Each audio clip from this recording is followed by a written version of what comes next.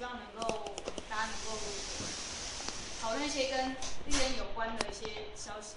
应该说我们大概每2周会办一次聚会啊，只是这一次我想说我看到了一个，就是这本书叫《物联网革命》，那我觉得跟利刃很有关系，所以我想说就先来跟大家分享。所以可以拜托萧雅先帮我们新朋友介绍一下我们这一阵子干了什么，想些什么，免得他们就是不知道我们在干嘛。就是呢，大家这里大概粗这样切出去这一条线。前面这一挂人呢，我们在3月的时候，那时候有位洪大哥，他在林森北的地方，算是有一个学习工坊。你要不要在摄影机前面？干嘛要这样？没有。那你不要跑回来，给我坐好了，来 sit down。然后主角我要让一下位置。就是3月中的时候呢，我们在林森北的地方，因为有一个场地。所以我们就开始想说，希望可以拿那个场地来做一件事情。那时候呢，许多潜水的人就因为这件事情就渐渐的浮现了，就浮现这样。对。那可是呢，计划永远赶不上变化。总而言之，就是后来那个场地我们使用了1个多月之后，就是最后没有能够持续使用下去，所以我们就开始到处在寻找可以使用的地方。然后这里呢，是因为我自己有在跑社运，然后刚好全球国际社媒选上，说他把这个地方开放出来，成为一个空间，让大家可以来用。那听到这消息之后，就很开心的咚跑过来，发现还不错，然后就寄来用，所以我们今天就会出现在这里。那刚刚小洛有讲，就是我们这个分享会之后，因为前面已经有几个月的酝酿，所以我们会希望尽量2周办一次活动或是聚会，总之就是让大家出来，然后了解一下我们现在目前做的一些状况程度到什么地方。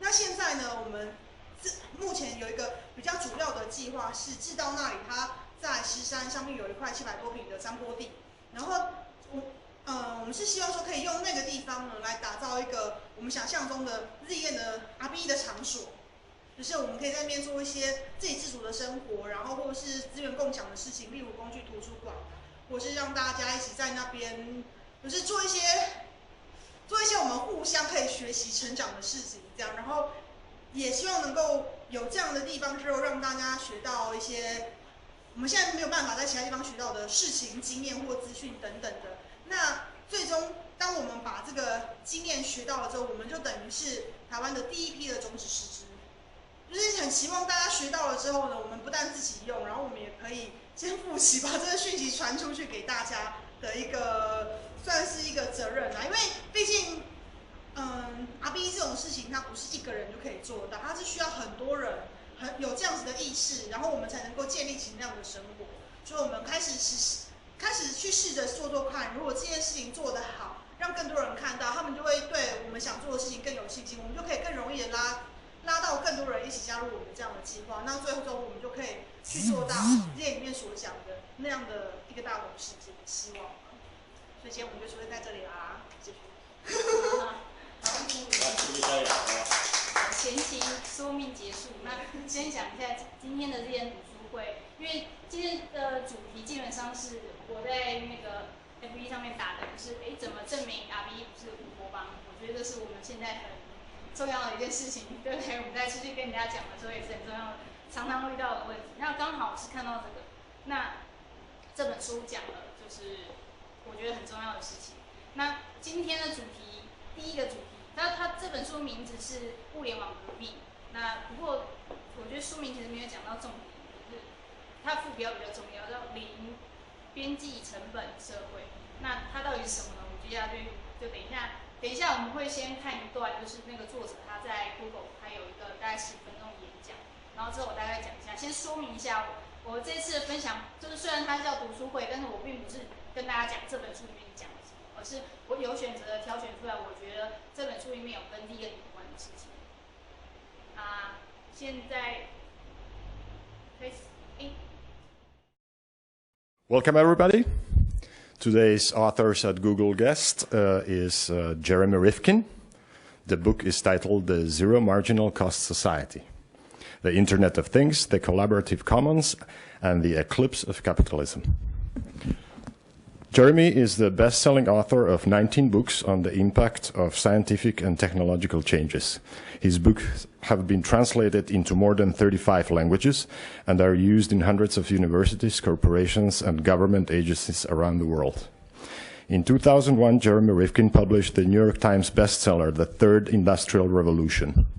Presented in this book, his vision of a sustainable post-carbon economic era has been endorsed by the European Union and the United Nations and embraced by world leaders, including Chancellor Angela Merkel of Germany, President François Hollande of France, and Premier Li Keqiang of China.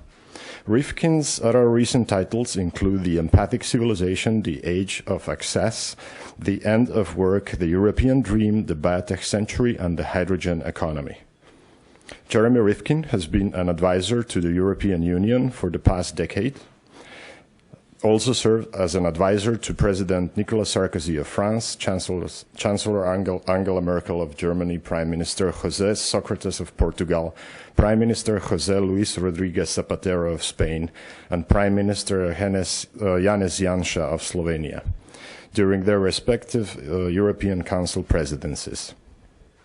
Mr. Rifkin is the principal architect of the European Union Third Industrial Revolution long-term economic sustainability plan to address the triple challenge of the global economic crisis, energy security, and climate change.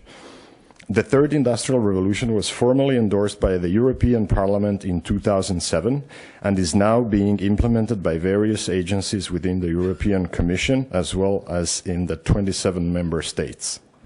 Jeremy Rifkin is the president of the TIR Consulting Group, comprised of many of the leading renewable energy companies, electricity transmission companies, construction companies, architectural firms, IT and electronics companies, and transport and logistic companies. Mr. Rifkin is a senior lecturer at the Wharton School Executive Education Program at the University of Pennsylvania. His monthly column on global issues has appeared over many years in many of the world's leading newspapers and magazines, including the Los Angeles Times, The Guardian, the Süddeutsche Zeitung, and the Handelsblatt, Le Soir and NAC, L'Espresso, El Mundo, and El País in Spain, and many others. Mr. Rifkin holds a degree in economics from the Wharton School of the University of Pennsylvania and a degree in international affairs from the Fletcher School of Law and Diplomacy at Tufts University. After this somewhat long introduction, but worth reading it, please welcome to Google Mr. Jeremy Rifkin.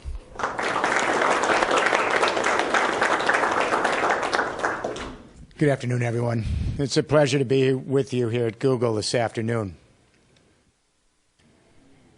We're just beginning to glimpse the bare outlines of a new economic system entering onto the world stage. This is the first new economic system to emerge since the advent of capitalism and its antagonist socialism in the early 19th century. It's a remarkable historical event. It has long-term implications for every one of us, our children and our grandchildren. This new economic system is the collaborative commons. And what's triggering this shift to a new economic paradigm, a collaborative commons economic system, is something called zero marginal cost. Now, zero marginal cost is something you're very familiar with here at Google, and certainly we are in the business community. Not very well known in the public. Marginal costs are the cost of producing an additional unit of a good and service after your fixed costs are covered. Business people have always wanted to reduce marginal cost. And they're always in search of doing that, and here's why. And I want to introduce to you a paradox. There's really a paradox deeply embedded in the heart of the capitalist system, previously undisclosed, really. This paradox has been responsible for the great success of capitalism and the invisible hand of the marketplace. The paradox is this invisible hand success is now leading to its potential demise and the advent of a new successor paradigm to replace it. Let me explain. Sellers in a capitalist market are always attempting to find new technologies that can increase their productivity, reduce their marginal cost, so they can put out cheaper products, win over consumers and market share, bring home profits for their investors. Clear. So business people have always welcomed the reduction of marginal cost in the production and distribution of goods and services. It's just that the business community never anticipated, in their wildest imagination, the prospect of a technology revolution so extreme in its productivity that it could reduce those marginal costs to near zero across the value chain, making goods and services essentially priceless, nearly free, abundant, and beyond the market exchange economy. That's beginning to happen. The first inkling of this paradox, of course, was Napster back in 1999. All of a sudden, millions of young people apparently had nothing else to do after school but figure out new software in order to share music and bypass providing royalties to the music industry.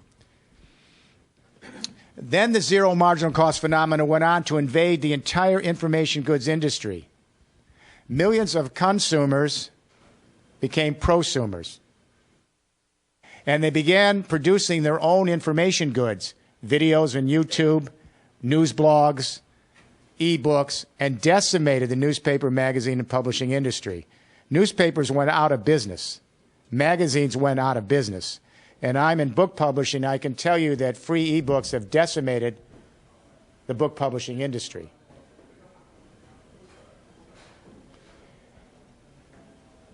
For a long time, industry watchers said, well, this is fine. We understand that more and more people are becoming prosumers and they're producing and sharing their own audio, their own videos, their own text, their news blogs. They're working together and sharing information on Wikipedia. We understand that.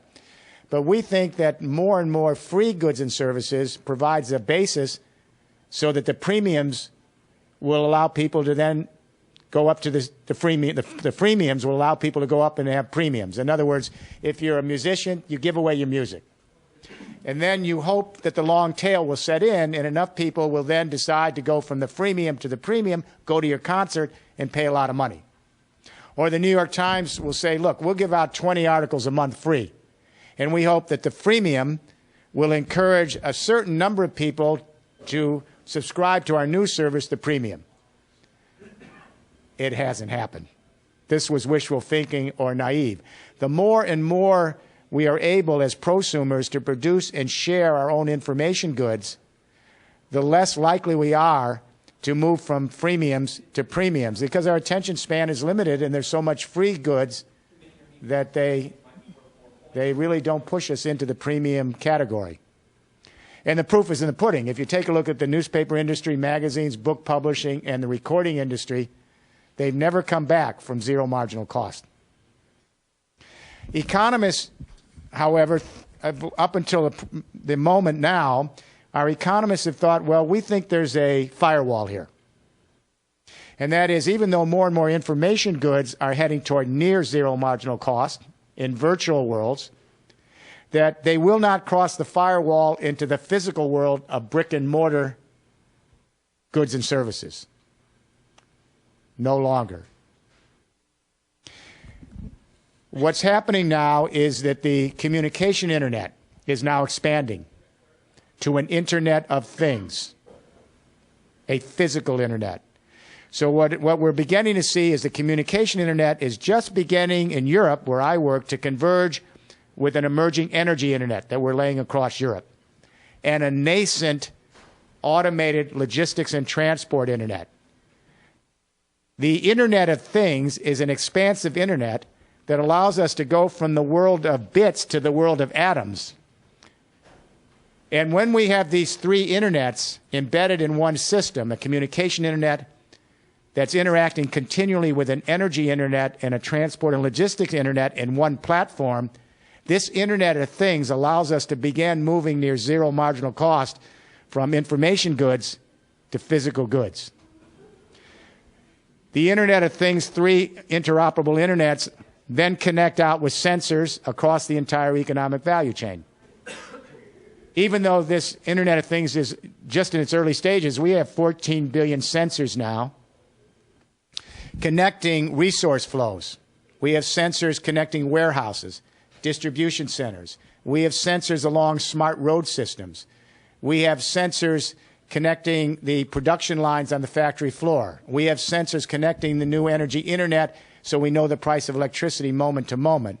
We have sensors connecting offices and vehicles and homes and appliances, continually feeding big data to these three internets that operate as one platform: the communication internet, the fledgling energy internet, the nascent automated transport and logistics internet. By 2020, IBM says we'll be at 30 billion sensors, and a recent forecast study a few months ago says that by 2030, we will have 100 trillion sensors connecting everything with everyone in one global neural network. When we move from the internet to the Internet of Things, and we move from bits to atoms, we begin to see a completely new economic model that can get us to near zero marginal cost in the production and distribution of physical energy and physical products. So a prosumer, and millions of prosumers, and pretty soon billions of prosumers, are going to be able to go up on this expanded internet, which is already here, and they'll be able to access the big data flowing back from all the sensors to the three internets operating in that general purpose technology platform. And with the apps that companies like Google will provide and others, they'll be able to use that data with their own analytics to create their own algorithms, because you can program it right into the app. You don't have to be a rocket scientist. And then any one of millions of prosumers will be able to increase their productivity, dramatically reduce their marginal cost, and produce, consume, and share their own physical energy and manufactured goods with each other, just like we now do with information goods. While this is early on, the trajectory is already clear. So if I had said to you in 1989, a year before the World Wide Web went online, that 24 years later, 40% of the human race, equipped with a cheap cell phone, a Raspberry computer, could send their own audio, video, and text, create their own entertainment, their own news, their own knowledge, any one of those 40% of the human race, and then share it with each other at near zero marginal cost on the World Wide Web, what would you have said in 1989? We did it in less than 20 years. As we move to the expansive Internet of Things, and from bits to atoms, what I'm suggesting to you here at Google is we're going to be able in the next 20 years to move to near zero marginal cost in the production of energy and some manufactured goods. Let me preface this. The big wild card here is food and water and climate change. Because if we can't address climate change and we continue on this road, if we can't produce food and don't have access to water in a reliable fashion, everything I'm telling you is derailed. Let me give you an example of how this new system is already in place in Europe. Let's take energy. We now have millions and millions of players, urban dwellers, small businesses, large companies, who are producing their own solar and wind green electricity on site in Europe. And that's at near zero marginal cost right now, so it's not academic. The technology for harvesting solar and wind is still a little pricey, but the price is on an evolutionary curve, just like computer chips. We never expected in 1960 that computer chips would be on an exponential curve. And here's where I agree with Ray Kurzweil, who I know is now here with you at Google. Send him my regards. We did a lecture together a few years ago. The pricing technology, a solar watt cost $60 to produce a solar watt in 1970. It's 66 cents today, and it's going down. We're in a 20-year exponential curve for solar and wind technologies, so we're going to see the price of these technologies be as cheap as the price that we now have for cell phones, mobile, et cetera, in 20 years. We see the curve. Ray Kurzweil says that if we are doubling on the exponential curve every 2 years, 8 more doubling, 16 years, we're in the solar age. He may be a little optimistic. I'd say within 25 years, we're there. But here's the interesting thing. The moment you put up a solar panel on your building or a wind turbine on site, even before you pay back the fixed cost, and that's usually 3 to 8 years, so it's not a long time, Immediately, though, your marginal costs are near zero because the sun off your roof is free. The wind off the side of your building is free. The geothermal heat coming up from under the ground is free. Your garbage converted in a bioconverter to energy in your kitchen, that's all free. And in Germany, we've now seen this. I've been advising the chancellor, as some of you know, and working with the German government for a number of years, many years. We're now at 25% green electricity in Germany in 7 years. We're heading to 35% green electricity in 4 more years. And you know who's producing it all? We have 1 million buildings that have been converted to micro power plants. And millions of small players have joined together in cooperatives, small, medium-sized businesses, homeowners. They're generating the new electricity.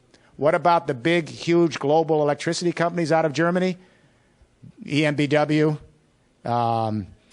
E.ON, they're gone in less than 7 years. Remember what happened to the recording industry?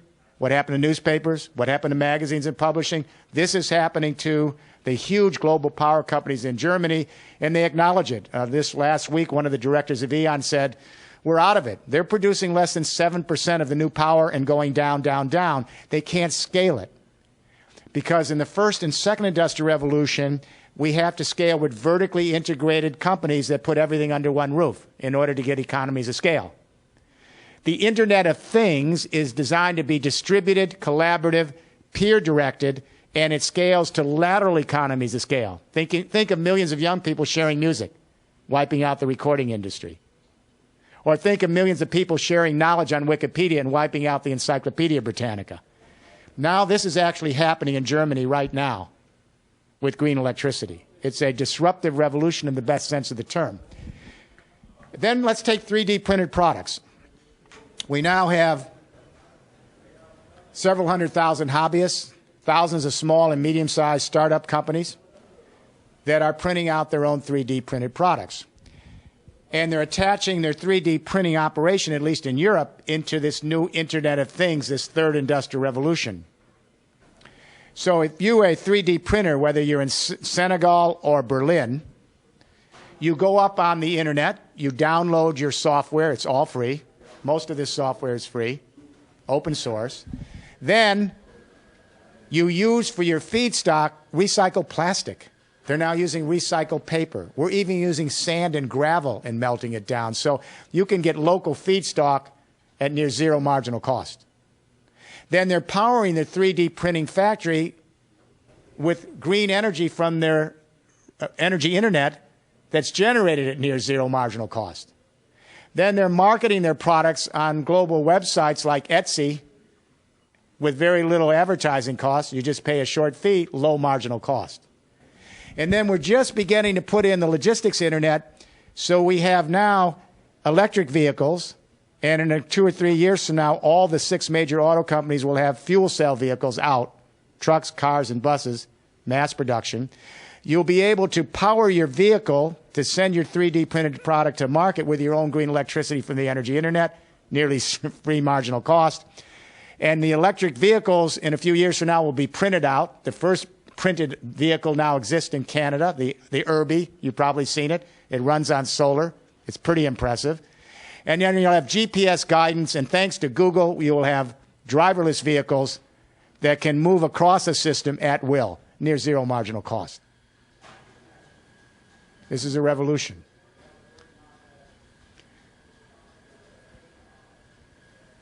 The question becomes this.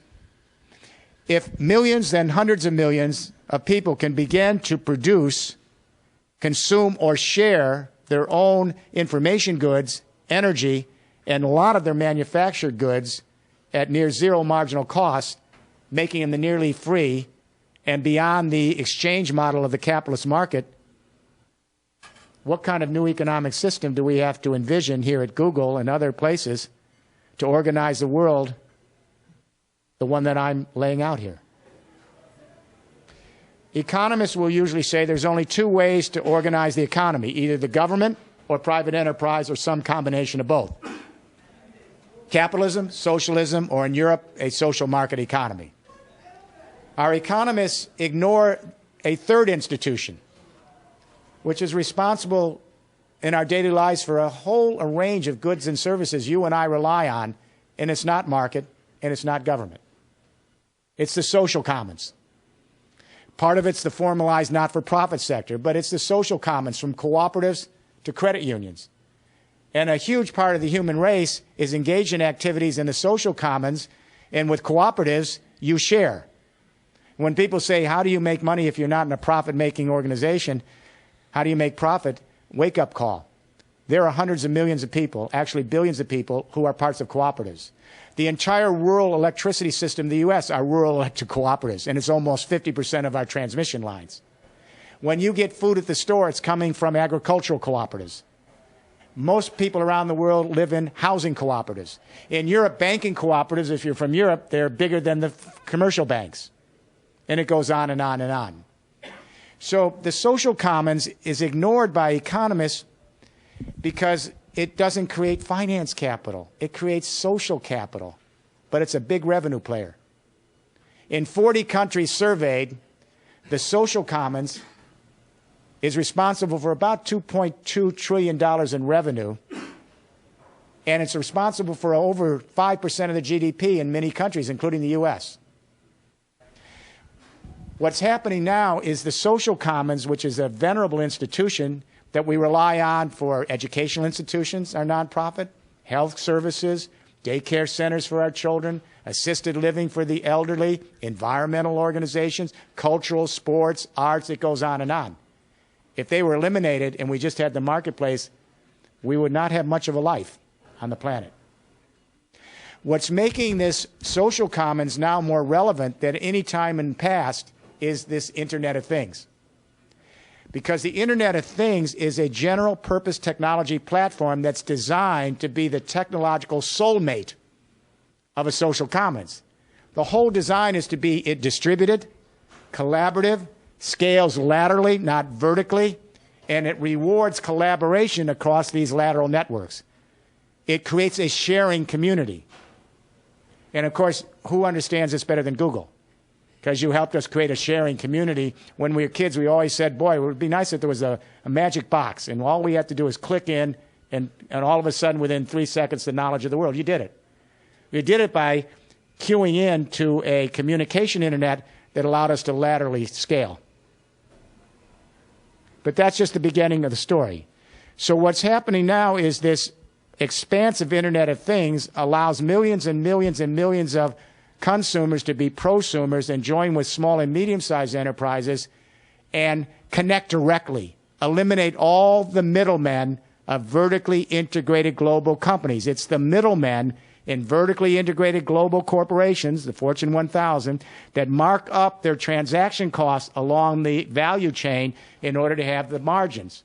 If you eliminate the middlemen with laterally scaled networks, you eliminate all of those margins and you can directly engage each other. But it creates a new system. What I suspect we're seeing here is a hybrid system, part capitalist market, part collaborative commons. The capitalist market is not going to disappear. There will be many goods that are sophisticated and will require a capitalist exchange economy, and there'll be sufficient margins for profit and return. But I do believe that by the time some of you are my age, mid-century, most of our economic life is going to be on the collaborative commons. It's just too sweet to say no to. There'll be attempts to stop it and thwart it and hold it up. But when the technology is available, people will get it one way or the other. The recording industry was not able to stop file sharing of music. The newspaper and magazine industry and book publishing, very powerful industries, they were not able to stop lateral economies of scale. So I think the capitalist market's going to be a very powerful player here, but probably a niche player in a more dominant collaborative commons. And it will be an aggregator of networks. The Googles, the Facebooks, the Twitters. There will be a lot of this aggregating of networks to provide the technological base for the Internet of Things expansion, because that's sophisticated software and hardware. That's where you find the edge in order to have the capitalist market work together with the collaborative commons. In economics, we've always believed that the most efficient economy is where you sell at marginal cost. We just never expected zero marginal cost. I'll let you in on I'll let you in on something. This will amuse you. And Larry Summers, if you hear this, my little thing here with the folks at Google, this is pretty interesting. Larry Summers was the president of Harvard University, past U.S. Secretary of Treasury. In 2001, after the bubble burst, the dot-com, the Federal Reserve of Kansas City held a special seminar. They wanted to talk about the new data and information industries that were emerging, and Larry Summers and Bradford DeLong here at the University of California issued a paper to start the conversation. They got what was happening. They glimpsed the paradox. And so Summers and DeLong said, we have this new technology revolution that's going to be as important as electricity, data, information, and computing. Now, the problem we face, though, is marginal cost, because as this new technology comes on board, we're heading to near zero marginal cost in information goods, but when you get to zero marginal cost, we can't return investment and get profit. So what do? You know what he suggested? He did say that we agreed that the marginal cost is the most efficient place in which to price your product. But he said, we can't do this anymore. We're going to have to favor monopolies, temporary monopolies, to keep the marginal cost above near zero cost so we can return profits to the investors. You all got this? He said the competitive market, that's private enterprise capitalism, does not work when you get to near zero marginal cost. And he said, we don't know what the replacement paradigm will be.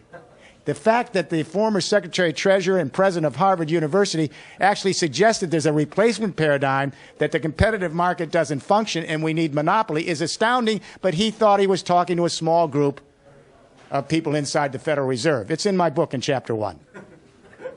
Yeah, it's amusing. So I'm waiting to hear from him.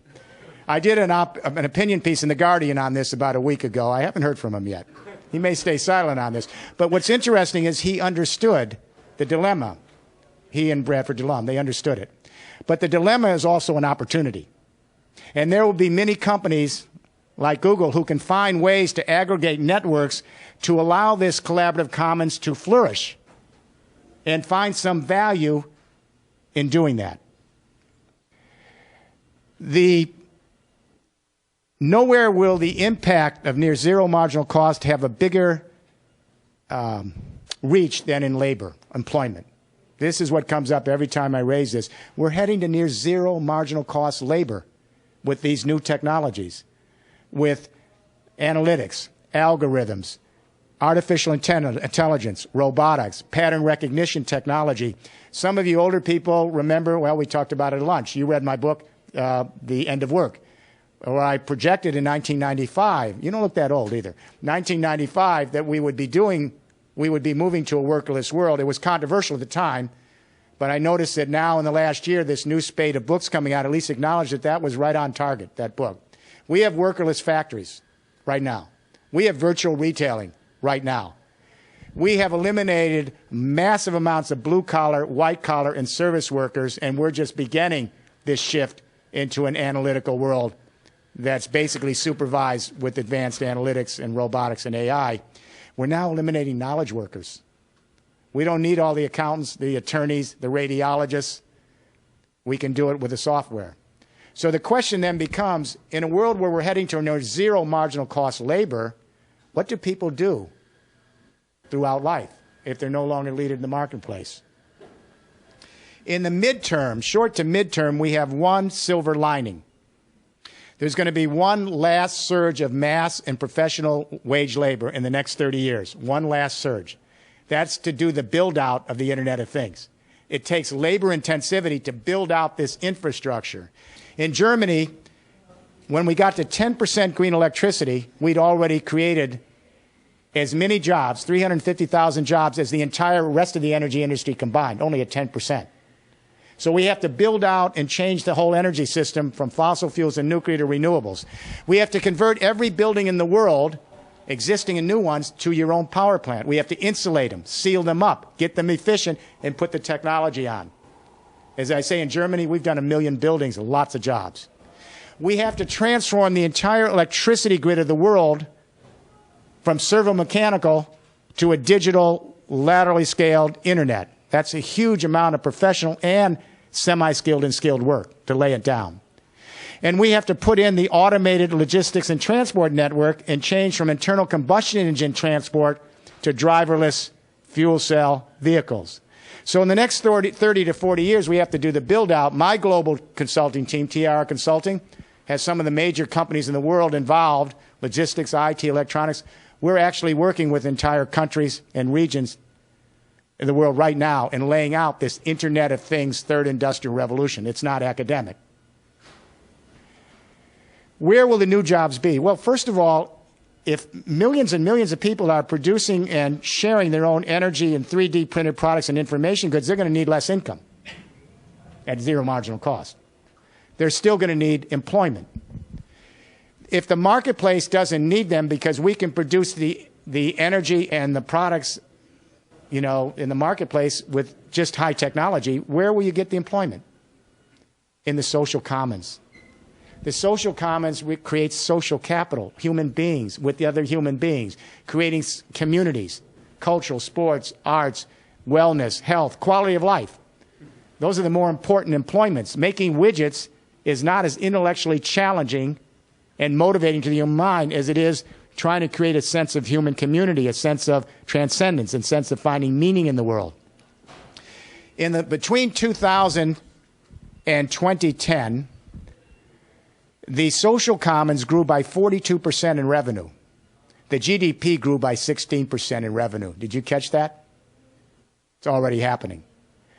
And in the last 15 years, employment in the social commons kept going up, up, up. Employment in the marketplace kept going down, down, down. And during the Great Recession, employment in the social commons went up. Employment in the marketplace went down. When you survey high school kids, it's interesting where they want to be. The millennials, not the Xers. Because the millennials have gone through the Great Recession, and this is a kind of a different group now.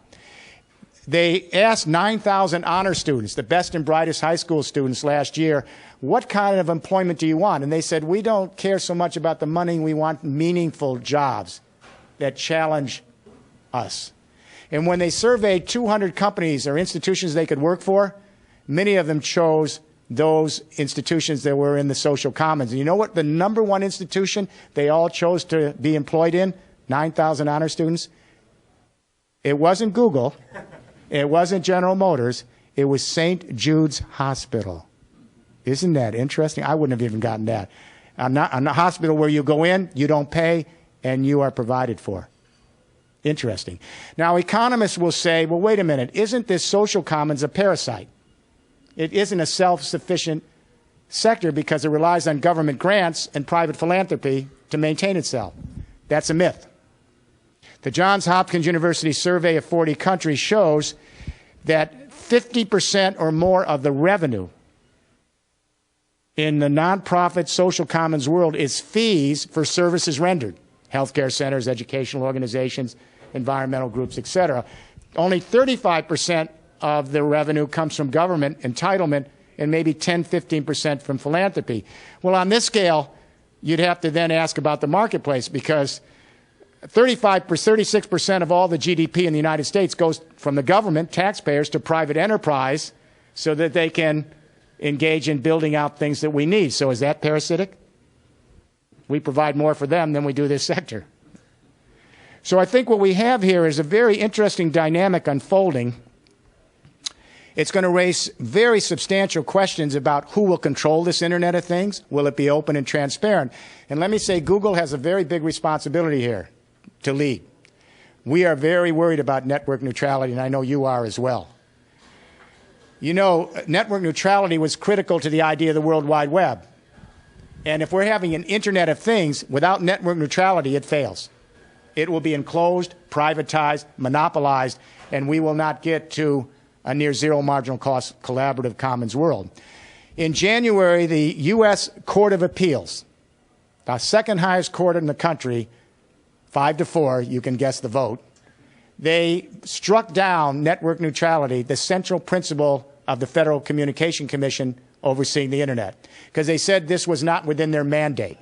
So now the FCC has to go back and try to recast this idea of network neutrality with new protocols. But already, as you well know, the cable and telecom companies are saying, wait a minute, we own the pipes. We're getting tired of this. We want to make sure that we get some return here. So we think we ought to be able to charge different prices. You know, and network neutrality means everyone's treated the same. You get a service provider, you go up there, no one's left behind, no one's put at the back of the line, no one's put at the front of the line. But now the telecom and cable companies said, we want to change that. We want to provide different kinds of premium services so we can discriminate and decide who gets what and on what time schedule. And we even would like to control some of the data. It's going through our pipes. So it's going to be essential that the internet companies that have brought us this social commons make sure that we keep an open network neutrality. Now let me say one more thing that may step on a few toes here. I love Google.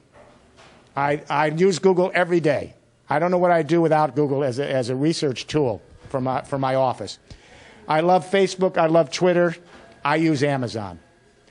But we are now reaching a point now where these institutions which have provided the social commons are starting to look like global public utilities, social utilities. There's, what, 6 billion queries on Google a day, I think? And I think you're around 67% of the research engine market in the U.S. and 90% in Europe. It's 50 billion in revenue. You're doing well. And then you take a look at Facebook. 1 out of every 6 people on the planet almost is on Facebook. That's amazing. And Twitter, you have 640 million people. And on Amazon, 1 out of every 3 purchases start on Amazon, including mine. So we love these internet companies because they've allowed us to create and began to facilitate a collaborative commons. But we're going to have to find some way as you mature as global institutions that there's the appropriate regulations both internally and externally to make sure that we facilitate open, transparent sharing on this collaborative commons. And that's the responsibility of a younger generation in Google to make that happen. Then we can have the best of the new world. Last thought. I think this is going to be a rough road. I have to tell you that the real wild card here is climate change and cyber terrorism. The latter is more addressable than the former. We can get to nearly free energy. We're already there, nearly free goods and services, but without food and water, we don't survive.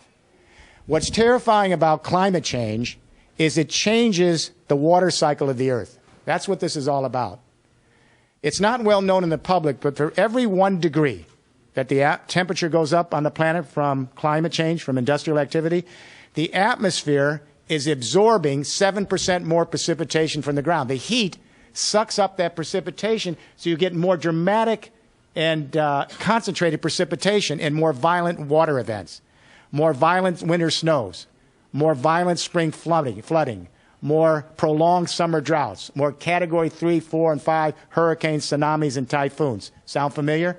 And here in California, drought, the breadbasket of the world, and we don't know if we can even feed people and provide water for people. How do we repopulate millions of people in the western part of the U.S. in 30 years?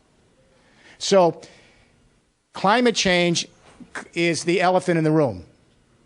What's important to acknowledge here is that the third industrial revolution, this Internet of Things, allows us to move quickly out of fossil fuels and have millions of people begin to produce and share their own green energy. And this Internet of Things, because its entire purpose is to increase efficiencies, to reduce marginal costs, it means it shows us how to use the less resources more effectively. So we don't put a big burden on the planet that we live in. So we have young people here not only sharing information goods and energy now in 3D printed products, we've got young people sharing cars. The front page of the San Francisco paper today is providing parking spaces for car sharing services. Young people don't want to own a car, they just want to have access to mobility, and for every car you share, we take 10 cars off the road. And when we move to electric vehicles shared, we move to clean energy. And we have young people now sharing their homes and apartments. The big issue in San Francisco this week, Airbnb. And Airbnb's success is near zero marginal cost. They have the web up. That doesn't cost them anything after they put it up. And how much does it cost someone who owns an apartment or a home? They've already covered their fixed costs. They're paying their mortgage. The marginal cost in renting out the room is near zero. How do the hotel chains compete with that? They have to put together a physical room. That costs money. But so we have car sharing and bike sharing, and now we're sharing apartments and homes and clothes and tools and toys. So we have a generation that's beginning to believe it's not about ownership, it's access. And if more people share what they have, less has to be produced. It does have a negative impact on GDP, but it has a positive impact on quality of life, and that's the way to measure a good economy. Last thought. It isn't just about technology.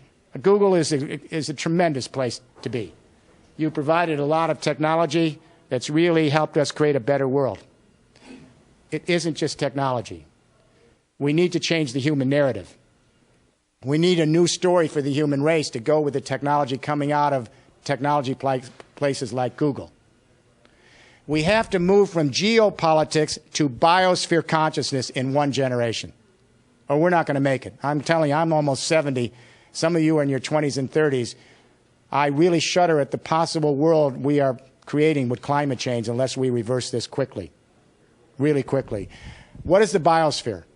That's the sheath from the stratosphere to the ocean depths, where 40 miles, where all life interacts with the chemicals of the planet to maintain this Earth and life on it. I'm guardedly hopeful because we have young 15-year-olds coming home from school, and they actually have biosphere consciousness. It's a new thing. They're asking their parents, why do you use so much water when you're in the bathroom? Why do you have the TV on? We don't use it. Why 2 cars? Why not car share?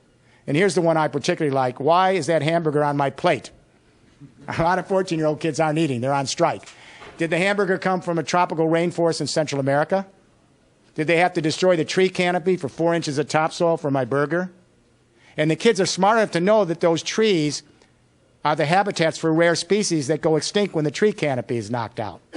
And the kids also understand when the trees are knocked out to graze the cow for the burger, the trees are no longer absorbing CO2 from industrial climate change, so the temperature of the planet goes up, and some farmer, she can't feed her kids because she has floods and droughts on her land. They're learning ecological footprint. It's a metric. They're learning that everything we do intimately impacts some other human, some other ecosystem, some other species on this earth. So I'm guardedly hopeful.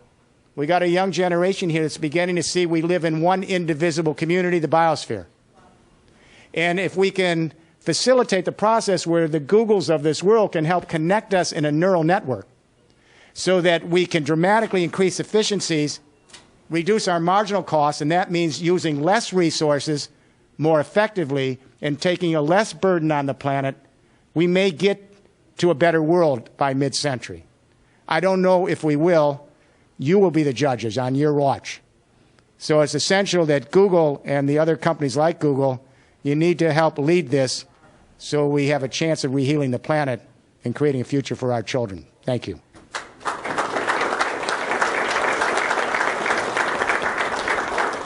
We want to do a few questions? I'm not an economist, but I thought I had a good understanding of what zero marginal cost meant. Near zero. It's near zero. Yeah. But at least, so I have 2 questions on this. With regards to energy, you kept talking about solar. I have solar on my house. It's not zero marginal cost. I cannot produce more energy than I want without putting on more panels, which has a cost. But it's zero in the sense of I'm not consuming things like with coal, right? So I wasn't sure which of those 2 distinctions you were talking about and how you get to zero in that regard. And then I didn't understand it at all in logistics because as far as I know, you still have to drive miles and that cost isn't really changing. Let's talk about the solar panel or the wind turbine or the geothermal heat pump. You have to pay the fixed cost of the harvesting technology. It probably is going to take you somewhere between 3 and 9 years to pay back on the solar panels. But the moment that panel is up, you keep it clean, the sun is free. Coal is not free. Natural gas, shale gas, uranium, none of that's free. But the sun is free. You just capture it. The wind is free. You capture it. The geothermal heat's free. You capture it. So in that sense, it's near zero. But you're only advantaged if you're in an energy internet that's part of an Internet of Things. Because you may have a lull one day where the sun isn't shining. And you haven't stored that green electricity. Or maybe the wind's blowing at night, but you need the electricity during the day. So we have to create an energy internet that crosses continents. And that way, let's say in Eastern Europe, where it's nighttime, they have a lot of wind, the surplus goes up on the energy internet to the places which are still daytime.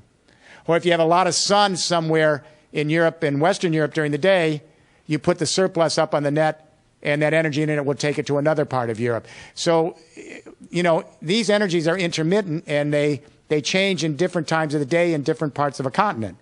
So to the extent that we have an energy internet, we can share our surpluses when other has lulls, and we can, if we store it correctly, hydrogen and other storage technologies, we can deal with peak loads, base loads across continents. That's what we're attempting to do in Germany and in Europe right now. And I was just in China. That was a big surprise to me with China because I didn't think they were going to be players. The Third Industrial Revolution, my former book, was published there 2 years ago, and the new premier read it in English and instructed the government to now move on a distributed energy internet and to move toward a Internet of Things. I was there in September with the leadership.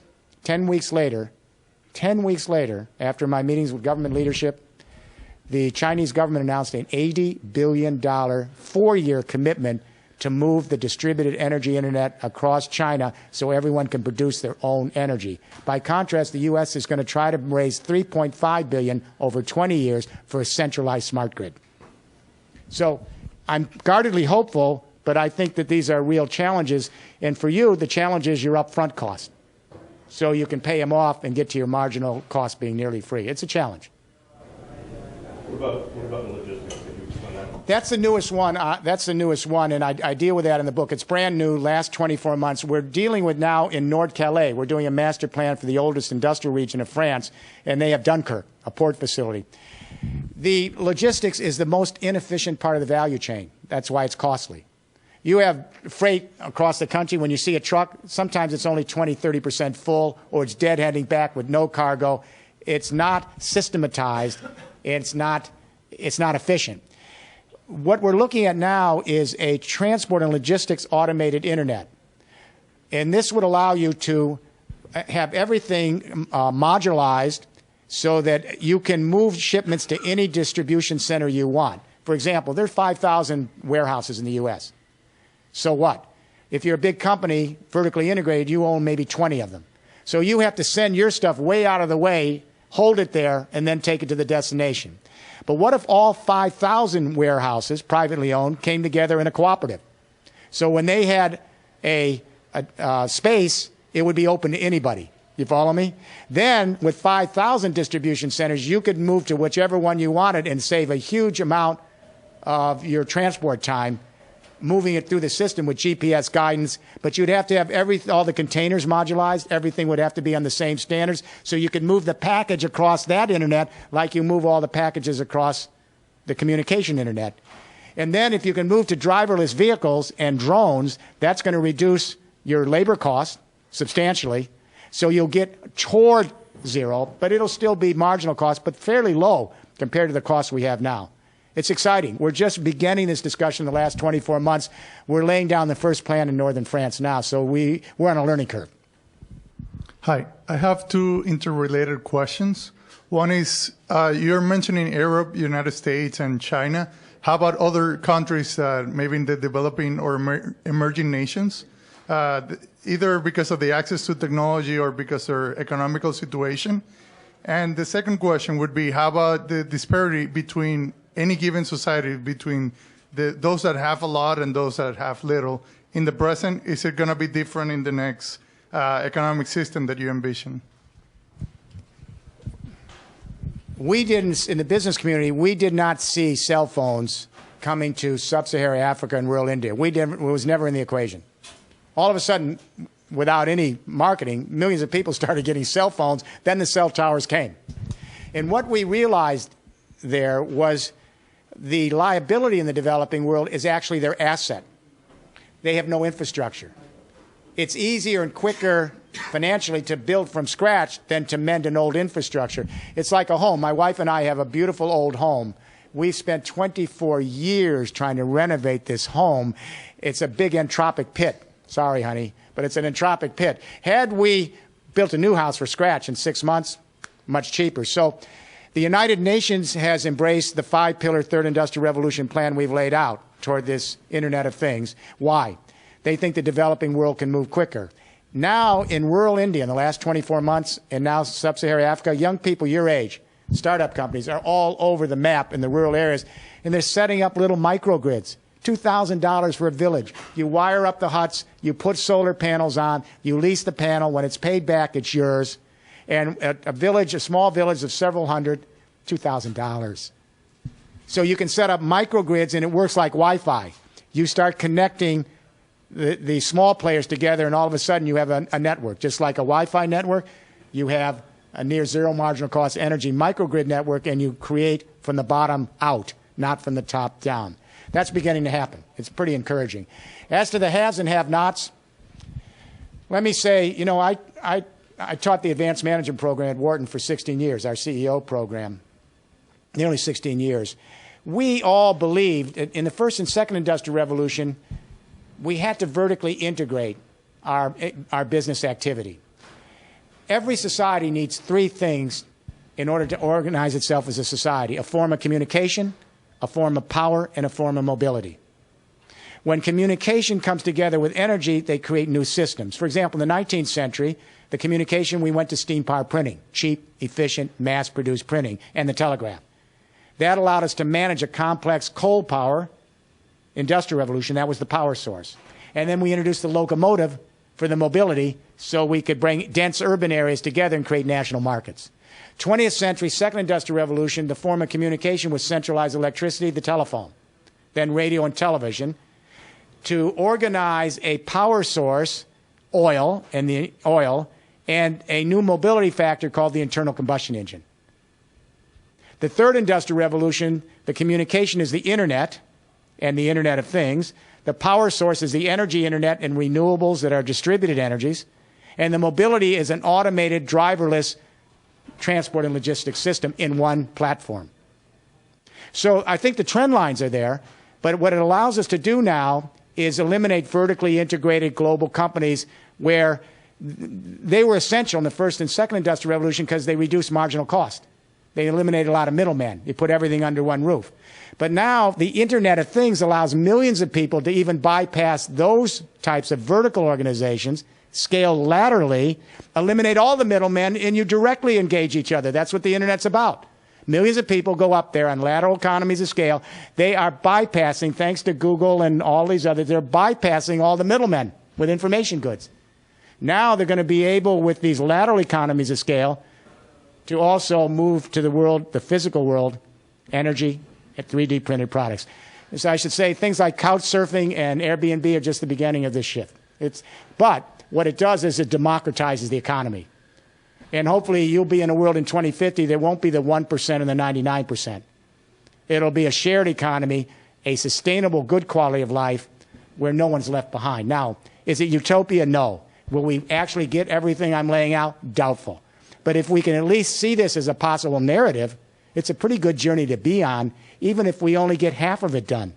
And it's a lot better journey than we're on now, where we have a second industrial revolution that's bringing us mass unemployment, a greater disparity between rich and poor, and climate change threatening our survival.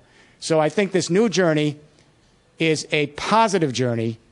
It's going to be fraught with problems and challenges, but it's worthy of your generation to help we heal the planet and create a more just world for all of us, hopefully. So I had a question again about zero marginal cost. Near zero. Or near zero. I work in manufacturing, and we use 3D printing quite a bit. But the thing that we like about 3D printing is that it's a very low fixed cost in exchange for a much higher marginal cost. So marginal cost for current manufacturing is already very, very low, much, much lower than 3D printing will ever get. So I guess maybe I'm misunderstanding what you mean by the near zero marginal cost on manufacturing. My understanding, of course, the printers are pretty cheap, but they're not very sophisticated. You can get a printer now for $1,200. The big sophisticated printers cost more, but you're right. It's an exponential curve. The fixed costs are going to really go down, especially because it's additive manufacturing. It's already much lower. Yeah. It's already much lower than a typical, like a traditional manufacturing line. What brings the marginal cost down is its additive manufacturing. I always taught subtractive manufacturing in centralized first and second industrial revolution factories. You take a big hunk of material from nature, cut it up, tear it down, winnow it, and then put the product together and you throw a lot out. All right? As you know, with 3D printing, the software is directing the molten material to layer by layer build up a three-dimensional product with moving parts. It's additive manufacturing. It uses, what, 1/10 of the material. With additive manufacturing, you are using a lot less materials, but you're talking about the materials themselves.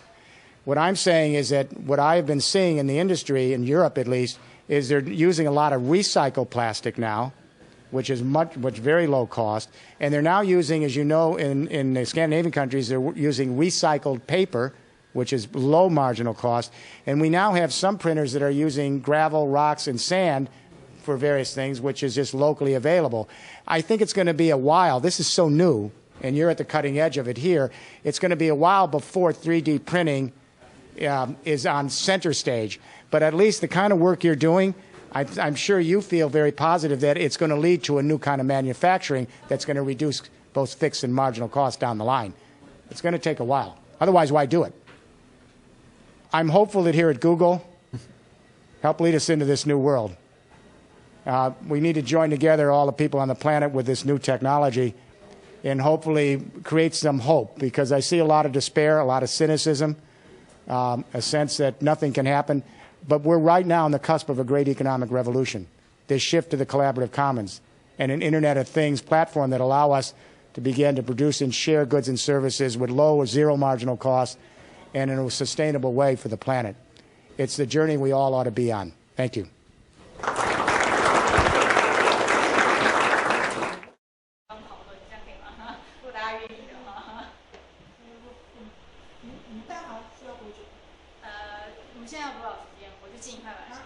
现在距离4点半还有12分钟。好，那我很快的把它讲完。对，然后我们之后在其他地方再续讨论，这样可以吗？好，那基本上，虽然我记说的时间，不过大家还是看了应该就会有感觉，说这是很值得看的一篇演讲，是吧？所以讲到他讲到很重要的是物联网，关于通讯、能源、物流的网络，那它能够造成的逻辑，然后来趋向于他刚刚讲物联网运作逻辑这些，然后会我要怎么样快把它讲完？你先照你的去讲就好了。现在时间先放一边，你先照你的讲，我们看到讲多少。没问题，因为其实刚刚它里面前面其实它里面都有提过了，所以我就跳过了。那我就先讲，就是它里面提到的协作共享联盟，其实他刚刚在演讲里面比较少提到这个词，但是他在书里面提到还蛮多次。他讲买方和卖方被产销合一的取代，财产权视为单开放原分享为主的，到时候取用的能力将比所有权重要。他刚刚有提到过这一点，我觉得这个就是在讲 RBE 啊，它不是就是那个的概念吗？就是好像这是一个已经很接近的概念了，所以他认为。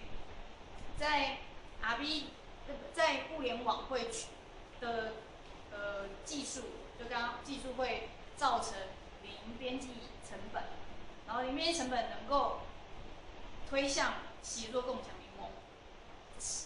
应该说它会造成零边际成本。我现在太急，我就有点不知道自己要讲什么。先照你的步调来，就先时间先放一边，你先照你的步调讲，然后我们再看。好，那就是他刚刚在讲的。我觉得很重要的是，我本来以为我们要做立案或者做 RB， 现在只是刚开始，就还没有任何就是消息，我们必须要在资本经济底下，我们开始去做这件事情。我是在刚发起那个种那个苗的动作，可是现在看到这个，而且他目前在世界上做的这些事情，我发现其实这是一个很大的趋势。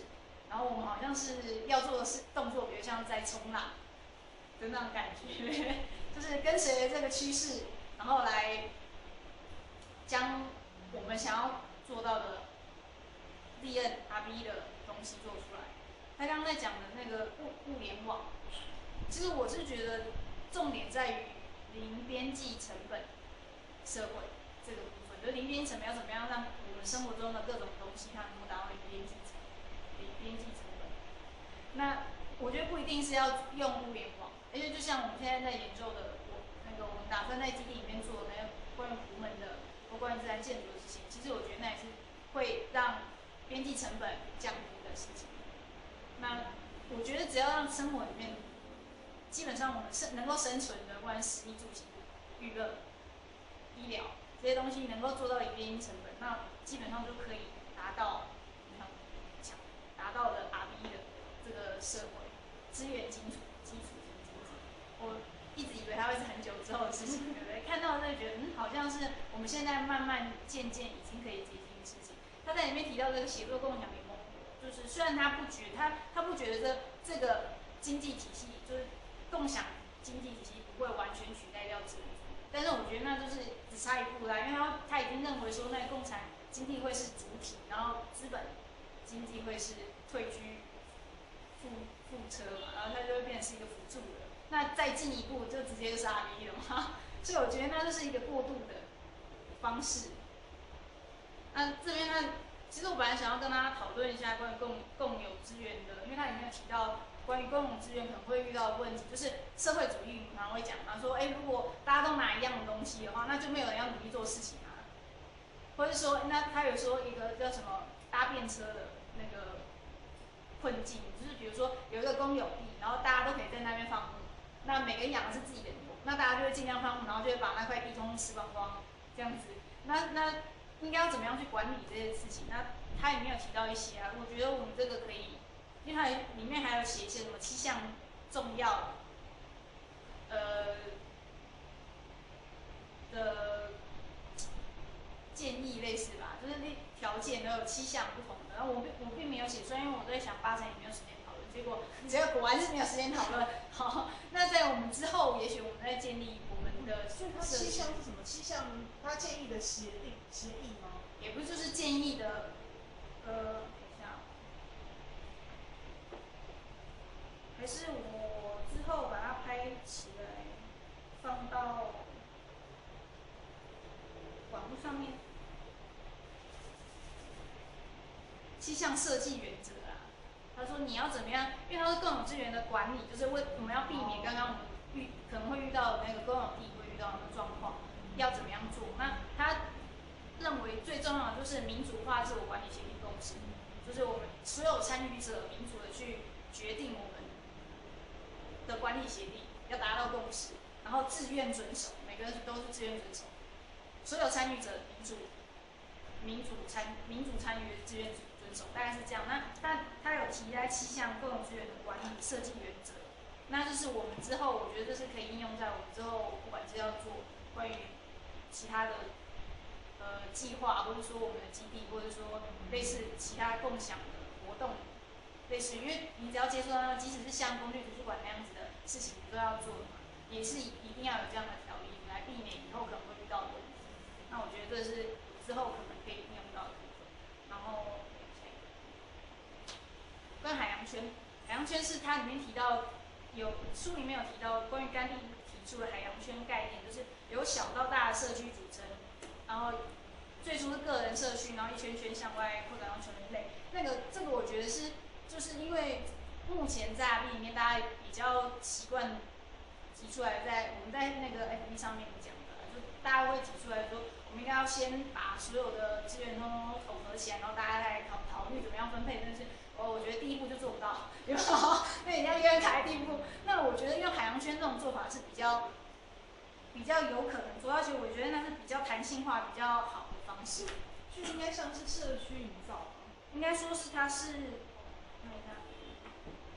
应该不是，我觉得他讲到个人社区。不是，因为应该说社区，现在大家讲社区营造，我们会很容易就想象一个城一个镇，可是其实也不是这么一回事，而是它是指说一个，例如说可能就我们家的这个营造，然后我们家就影响到别人家，就它也是要慢慢处理。我是这样想的。对，所以只是说这个社区，你讲到的社区有多大，它可以很大，也可以很小。我的意思讲要是个人社区。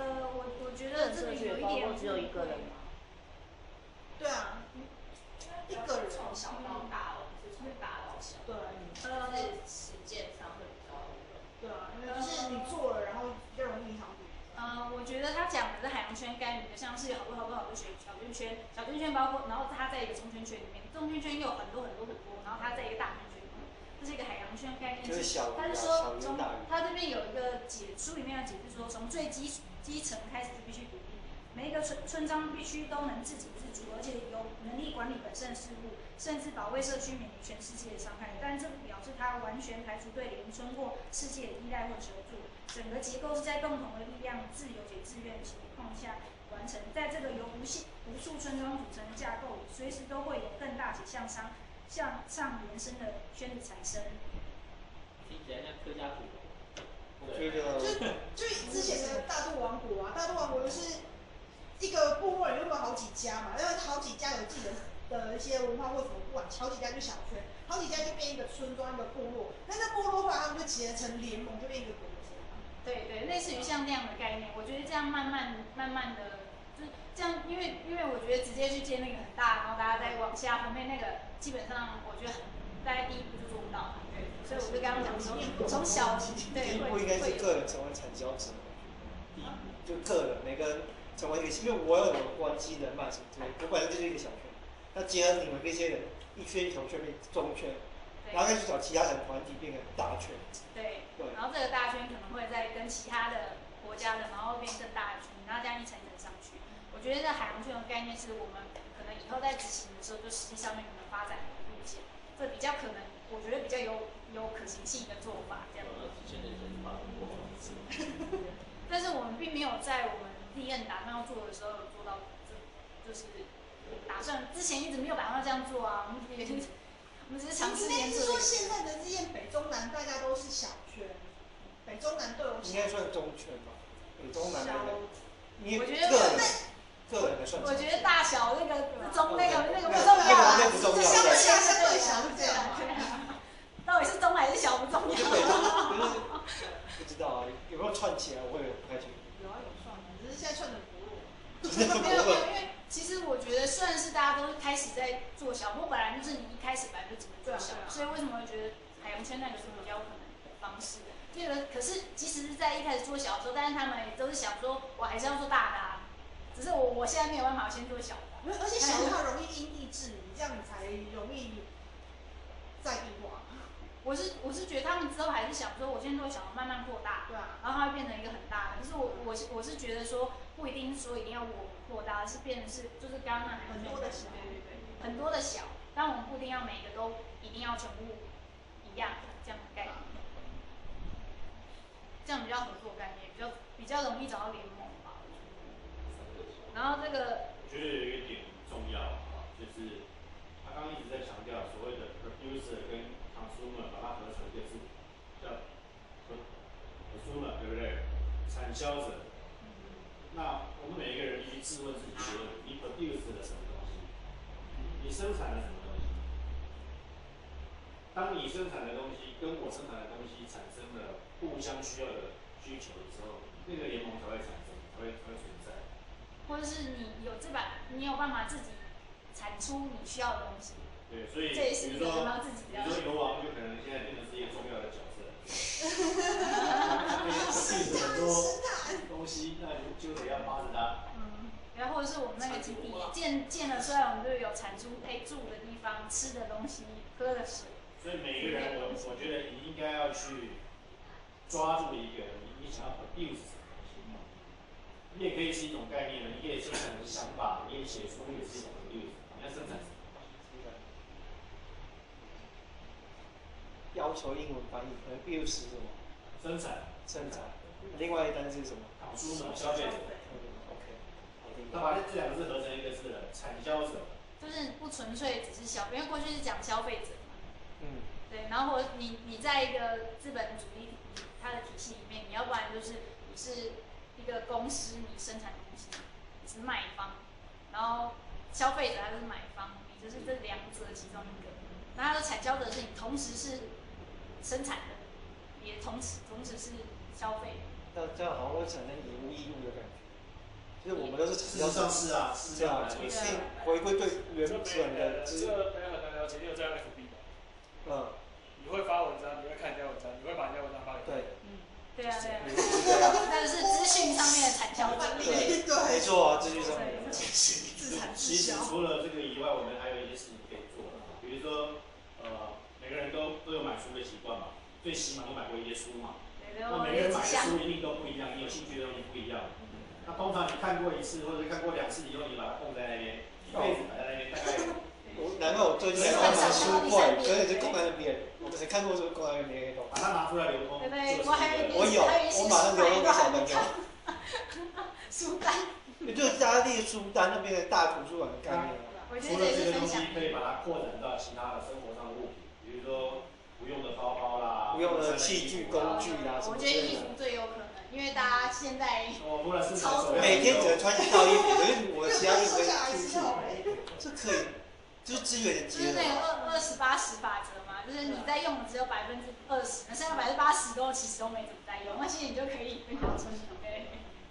所以我们要看，我们就列书单啊，列衣单啊，衣服单子，然后就拍照片。就直接拿出来。我们现在不是已经有那个吗？免费市集，就像那种概念。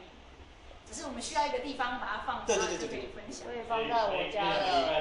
顺便来这边交换。你家的空间啊？你家有很多衣服的架子可以摆，是不是？就有一个空间，刚好空出了。可是，一旦那个开始捐的那个东西会越来越多，非常多。收费非常多，借1天又多少钱？那个工具也是啊，工具图书馆还没建立之前，我们不需要买那么多，比如说不需要每个人都拥有1套。我有的想要用的可以来借，就把它贴到网上。其实不论是书或工具啊，可以用刚刚物联网里面的概念。应该说，反正现在网络那么方便，我们刚刚就假设先以书来讲哈，大家回去可以开，可能每个人你可以拿10本书单出来。那这时候我们就用电子化管理的方式啊，书现在在谁拿，谁将要在什么时候借，借了之后什么时候下一个人要买下一个，或者他要还。对。其实我们重点不是说有个地方。全部把它们记在，重点是这些东西怎么来流通，对，你把它记下来，你就知道这本书后来现在在谁那这样。就更好，就那个。其实这个就是共享的。台湾人的那叫什么会啊？不是老鼠会，有一个会就是跟会一样，有大家出一点钱，出一点资源，结合。讲那个。对，那我觉得那个什么标会之类的。对，可是这个帮助了很多人哦，而且这种东西帮助很多人，它是地下经济活动，没有收费的。讲到地向前走。好，那最后一个我把它讲完，然后我们就让他可以下班这样。那最后是刚刚讲到那个协同经济的低门槛效应，因为觉得这个还蛮有趣，就是关于除了我们要建，我们一直在想说要就是要怎么样可以，就是他刚刚有讲到的嘛，比如说关于音乐的分享、毁灭唱片业，那这个就是我们类似于我们现在在讲刚刚那个分享，它这里有一个叫协同经济，跟分享经济有一点像，但是不太一样。但他讲到的是协同经济，因为有能力在许多行业中把本来就已经很低的利润再杀得更低，因此具有比一般预期低得多的门槛，认同接受门槛，会产生一种极具威胁的破坏性冲突。就刚刚在讲的那件事情，那低门槛效益就是说，我已经有免费的，那我干嘛要去买？对，那他在书里面有提到说，在整个消费市场里面，只要10%的消费者，他就是消费他减少10%的消费，那在市场上面就对于商家生产者来说，他不只是减少10%的利，会完全毁灭掉他整个生存状态。所以说，我会想说，10%只有那么少吗？刚刚你看，我后来想一想，觉得其实10%，我想一想音乐产业。比如说，假设我们现在有100万首歌，10%在10万首歌，你怎么样听都够啦，对不对？所以也许是说，我们看那觉得10%其实好像蛮少，但事实上以我们现在的这种资讯量来说，已经够多。比如说这个衣服，然后全台湾如果10%的人大家都在交换衣服，就不买衣服了，那可能就是有没有很多服饰店都要挡了，对不对？没有百货公司不用开，太好了这样。所以，我上次好像听谁讲说，想要推动就是希望能够在全台湾都能够有像就是那个免费市集那样，就可以分享，就是类似像衣服啊、物件啊那些东西。他是希望能够用社区的方式去推动，我确定不是很大个。我每次讲到什么就想到他，让我先说。是亚雷吗？是吗？我忘记了。他好像有在台中推类似的事情。他有什么事情？就是他，因为现在变成是好像不只是我们社群里面自己做的，而是它变成是就是到处都可以有变。其实这样分享这种东，就是你家里面多出来的东西，是只要有一个做法可行的做法就可以用。像那个 Boost for Free 类似的有好几个类似的这样子的那个网络上的社团。对，我记得有，可是就是好像串联的还不够，因为你这个东西你要数量要够多，然后大家习惯上去用，然后它才会造成一种足够大的。因为现在大家都还是比较单打独斗，像所以他就自己做个站，然后某个人也自己做个站，大家做一个站。我看到最少有2个，就是这个东西。可是我就觉得，如果真的要的话，你就好像百货公司一样，你什么东西都要有，然后大家才去，这样吗？那我只是突然想到这件事情，因为感觉上面这个好像是比较，好，还要做的门槛还蛮低的，然后试试看什么时候可以大到可以要影响到我们目前的。其实他们就不要，因为他们已经做了相同的事情，就不要再跟他们做相同的事情。我没有说要跟他们做相同的事情。这样的话，我还是觉得比较。我们可以做2.0啊，我不一定要做1.0。就是我的意思是说去串，对，就是资源串。像刚刚讲那个图书馆，因为他们现在就有点像是每一个地方都有一个人说，我有这本书可以分，我有这本书可以分。其实我觉得这个有商机，你知道为什么吗？我会打败图书馆。图书馆有一个很大的问题是，它的书都不够新，新的书都在书店，可是你不能把它拿出来借阅或什么。因为我们的书一定很新，因为我们自己买，因为我本身爱买书，我书一堆，我没看的书，我那么多时间一定看那么多本，我会不会章鱼？所以这可以做，可是我会想的是，它能不能有一个图片？第一个，因为像我借我2个徒弟，我用书就是借他们书，因为我书很多，他们很有趣啊，他们跟我借书什么借？看图案，觉得有趣，或是刚好他有兴趣，看封面，他刚好有兴趣，我借他。可是这个过程当中是没有，因为这不够大，做大才会有一些利润出来。我讲的没有利润，可是10本书就够，因为够新。像我就很想跟他借他那本书，因为我没有，而且那本书是新书。你如果在借那种租书的地方，新书当然是比较贵的。可是如果跟我们借，那成本会降更低。我反而觉得不要想，我们从小的地方开始做，光我们这个社群里面的这些资源的共享，它不只可以产生刚刚说的那些效益，它还可以让我们这个社群的那个互动跟连接更紧密。我知道会很不确定，只是因为我在想，就是在做这件事情，我们要考虑是可以再做更多一点。当然，将来如果说，所以我是说，我知道已经有其他人在做了，但是因为大家都是分开，那我在想有没有办法把它串起来？可以啊，这个应该说，其实串起来这件事情呢，你不用刻意想过怎么串，你只要把我们希望它串起来，使用什么系统串，把那个系统建起来，好用，自然大家就会来。这样。对啊，所以那我们就是变成是要考虑，用什么东西串，怎么串的问题。所以那边人脉网络有吗？那个你只要你愿意去接触一下，就我记得好像过了福瑞就有人认识那边的，所以因为第一步一定是有那个网络。没有，我觉得你只要他们就是可是概念，那就是有理念相同，有创意。现在台湾这个圈子，我后来这样跑一跑，我觉得它其实也没有很大。你要小，真的。你要做的事情就是你自己就先做了，人家到时候做这个，然后到时候，例如说我先做了，他知道我在干嘛，他就告诉另外一个也做相同的事情，就会串起来。所以那个你们这件事情台湾没那么大。就是虽然说这个东西没有用，可是它很有创意，它很有原创。我跟你讲一件事，这个很有用。其实你错，这个很有用。很多精英的蓝天就那个天使精英，他们就是喜欢投这个。他们没有 idea， 因为他们就是会赚很多钱。他们用那种红海策略赚很多钱。他们一直在找创意。他们很多人为什么做创投？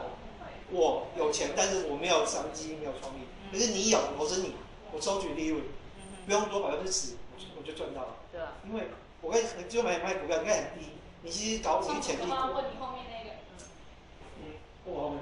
就是他。就是他。对，信权啊，创投啊，对啊，这个他长跑。创投怎么样？没有，他们在讨论创投的事情。就是这个你不认识吗？这个有商业价值吗？这不会有商业价值，创投绝对不会有的啊。了解，好，结束。对啊，可是我觉得说激发一个人的就是原创性跟他的创造。那个东西直接群众募资，然后你的行销可能达到了，一堆人想要的直接买，但创投它绝对不投这个。因为那个东西是一次性消费，而且它绝对不会扩大。那个东西喜欢是喜欢，喜欢的人绝对会买。对。哦，原来如此，所以它是属于一次性的，需要是累积的。可是我觉得说，创投它是变成说，它是希望说它能你的企业是倍翻性的成长，也就是说，你今天10块钱进去，明天可以卖到1000块，不是100块，是1000块，创投才要跟你接洽。当你没有这个价值的时候，创投不理。这样不会很容易找到就是标的物啊？不会啊，全台那么多人，全世界那么多人，创投也不止投台湾人。所以他们为什么喜欢投网络？网络就是这样子啊。你网络公司，比如像 FB 或者像Twitter，像那样子的，就是你只要成功了，它就是市值就是一直算。他宁愿不要赔那么多钱。对。他只要看你够有机会，他挑10个有机会的，但是10个可能只有1个成，他就够了。对。但是你这个看起来，如果你看起来完全就不会有赚钱的，他很屌气哦，不要浪费他的时间，因为他觉得这是浪费他的时间，他与其去找别人团队在谈，会比较快。不过我觉得我需要，就是我被撞了很多次。小加小，所以为什么问他，就是他常跑，一些小圈他很了解。就我乱撞。我还没看你那本书叫什么？叫物联网革命。他这一个作者他还有写过那个第三次工业革命之前一本。我对第三次工业革命最大趋势。这也是大趋势，就是同一个作者啊，这比较像是第三次工业革命的下一本。可以关掉吗？所以我才买。我要按哪一个？因为我没有买到第三次。方形的，这样就好。